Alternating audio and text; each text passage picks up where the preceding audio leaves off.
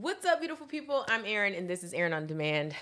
And today we are talking about how we all overthink our content and how to stop. Let's get into it. I had this revelation that, well, honestly, I always have this revelation that I'm overthinking my content. I have a pretty extensive way that I plan out my content, but I have noticed that people who grow really fast have one thing in common when it comes to their content. One of the biggest things that they do is not overthink it. And I'm going to kind of explain what that means in a practical way so that we can all kind of gain something from this and move forward and apply this into our content strategies, okay? Now, isn't it weird that sometimes you have a piece of content and it does really, really well? Like, you're just like, why? Like, this piece of content was so random. I'm not sure why exactly it performed so well. And then there's times where you think really, really hard about a piece of content and you're like, this content didn't really hit like I wanted it to. Like, I used my good camera, I used my good audio, I put on my good outfit. Y'all like my outfit? And it still didn't really perform well. Well, there is a reason for that. The reason why a lot of people only go viral once, if that, but every now and again, I'll say, is because you don't lean into the virality. For lack of better words, you are scared to repeat the viral content. And this is something that I am still trying to get over. It's like I have had multiple pieces of content go viral, from expanding your wealth energy. It was a real idea with my husband, to a dance class reel that we took. I mean, we've had a few, probably I've had about 5 reels do over 1 million views. And I just kind of go with it. Like, I'm kind of like, oh, okay, like that one did well. And I don't lean into it. And I'm sharing this because I know from experience that this works. So we had another reel that went viral, and it was about our marriage meetings. And every so often, maybe like once or twice a month, we have a meeting with each other where we go through everything from household tasks to business stuff to date night ideas and making those reservations, finances, all the things. So we had a reel about that, and then we followed it up and we did a part 2, and then we did another marriage meeting reel, and all of those reels performed really, really well, pun intended. And so I was like, wow, we are so used to thinking of new ideas and feeling like we have to conceptualize all these creative, new, fun, interesting, compelling ideas when we already have them. The data already proves that people want to see this content. Now, this is not to say that you need to niche into marriage or niche into creating food content or niche into whatever that content is that did go viral. It means you have to study the format at which you used. So what I mean by that is figuring out what about this video actually made it go viral. Was it a really, really strong hook at the beginning?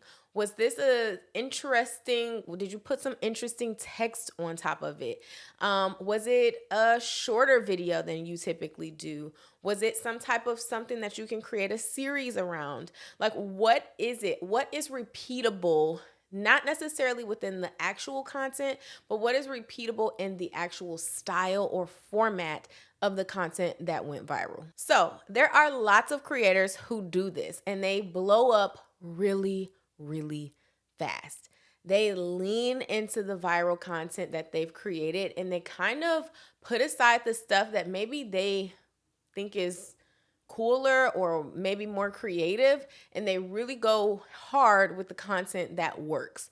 So I'm going to give you a few examples because I think the examples will really make it make more sense. Okay, number 1 is Daniel Mack. A lot of you may or may not have heard of him. I know a lot of my audience is women, but Daniel Mack creates these kind of man on the street interviews where he goes up to people who drive really, really nice cars and asks them, what do they do for a living? And this man has garnered over 14 million followers on TikTok. And it is the same concept he's doing over and over and over and over again. Number 2 is Christy Sarah. I've talked about her a few times on this channel, but I think she's really mastered short form content. And she does a really good job of kind of shifting her content based on these types of viral waves that her content goes through. So, for example, at one point she was really into fake cakes that looked like real objects. So she would get a pack of raw chicken and then have a cake that was made like raw chicken and that looked like raw chicken. And then she would like tease her husband and get his reaction of her like eating the raw chicken, even though it was really cake. So, stuff like that. So she would do those, and she did those for a long time. And then she kind of transitioned because it's like after so long, I feel like she probably got bored of that as a creator, and also maybe realized that her audience was also kind of getting bored of that. And then she started doing these shoe tests where she tries these shoes on and like does all this crazy dancing and flipping and jumping on stuff with these shoes on. And she'll do it out in public, in the store when she's trying shoes on, or at home. And like her shoe tests are now a thing. And so she has a lot of content that kind of, with her, a lot of these formats kind of ebb and flow, but at the end of the day, it's always kind of out of the box. Like, I think that that's her formula, is let me do something kind of cuckoo and package it into this short piece of content. Take a bird's eye view and say, okay, if something worked with this series, how can I apply it to another series and make that work as well? Another example is the dad social. Oh my gosh, me and Cameron love his page. He's a dad who does all these cool projects. Like, he'll turn their backyard into like a movie theater, like a drive-in theater, or he just does all this really fun, elaborate stuff for his wife and his daughters. And I just love his content. Now, his content, he doesn't do a lot of talking. He kind of does a lot of text on screen and like showing the process of him creating these experiences for them. And then he just kind of keeps plugging and chugging in these different creative ideas into his format. Next up is Keith Lee. Now, Keith Lee, in case you haven't known, is a TikTok sensation. He does food reviews, but his food reviews have a very benevolent or like give back vibe. He's a man for the people. And he has a very formulaic approach to his content. If it worked once, it can keep working. And his first food review blew up. And so he just kept applying that. He keeps applying that same method where he rates things 1 through 10. He determines whether or not it's their marketing or their actual food that is why they aren't getting a lot of business, because typically he reviews restaurants that don't have a lot of business, who are on the brink of shutting down, and they basically need the exposure. And so he has a really regimented approach, but it works every time. Growth is a lot easier when you have some type of momentum, which is only created if you lean into what's working. Another example is Carla Bazanson. Now, I just came across her content not too long ago, and she does a lot of car chit chats, and she talks about really relatable topics in the car. And it's so interesting because when she first starts her video, it's kind of shaky. Like, it's almost like she's grabbing her phone and just kind of, holding it. And you can see that like wobbliness in her hand, instead of it being like propped up on a, car mount and just perfectly situated already. She kind of positions it in the first part of her in the first few seconds of her video.